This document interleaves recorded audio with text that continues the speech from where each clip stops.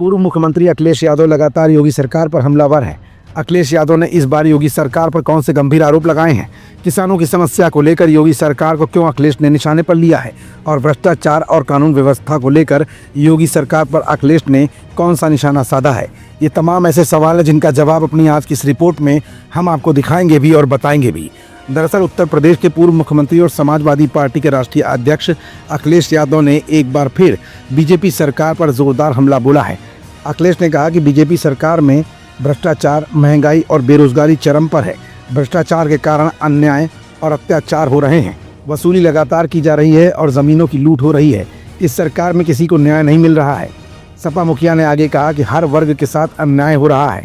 BJP सरकार की गलत नीतियों के कारण बेरोजगारी भयंकर स्थिति में है। अखिलेश यादव ने सीएम योगी को भी आड़े हाथों लिया है। उन्होंने बीजेपी को आड़े हाथों लेते हुए कहा कि हमें सभी मामलों में सतर्क और सावधान रहने की ज़रूरत है। जातीय जनगणना को भी लेकर अखिलेश यादव लोगों को सतर्क करते दिखाई दिए। वहीं पूर्व मुख्यमंत्री अखिलेश यादव ने पश्चिम बंगाल में भगवान जगन्नाथ का मंदिर बनाने के लिए मुख्यमंत्री ममता बनर्जी को बधाई भी दी है। सपा मुखिया अखिलेश यादव ने कहा कि पश्चिम बंगाल की सीएम ममता बनर्जी ने बहुत बड़ा काम किया है। भगवान जगन्नाथ जी का भव्य मंदिर बनाया है। वहाँ हर दिन 40,000 से ज़्यादा लोग दर्शन करने आ रहे हैं। अखिलेश यादव ने कहा कि कारोबार लोगों को जोड़ता है, नौकरी और रोजगार देता है, लेकिन बीजेपी नफरत फैलाने का काम करती है। अखिलेश ने कहा कि भारतीय जनता पार्टी की नीतियां समाज में दूरी पैदा करती हैं। उन्होंने कहा कि बीजेपी किसान विरोधी है। इसके साथ ही सपा मुखिया अखिलेश यादव ने कहा कि आरएसएस और उसके प्रमुख समेत संघ के लोग स्वदेशी की बात करते हैं, लेकिन पूरा भारतीय बाजार चीनी सामानों से भरा पड़ा है। बीजेपी सरकार चीनी सामानों के आयात पर रोक क्यों नहीं लगाती है?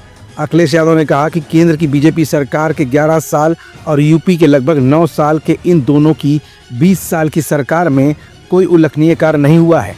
प्रदेश की बिजली, स्वास्थ्य, कानून व्यवस्था सब बर्बाद है। सपा बिजली के निजीकरण के खिलाफ है। जातीय जनगणना जल्द से जल्द कराने की मांग करते हुए अखिलेश यादव ने आगे कहा कि नई टेक्नोलॉजी है, इसका प्रयोग कर जातीय जनगणना सही आंकड़ों के साथ जल्दी कराई जानी चाहिए।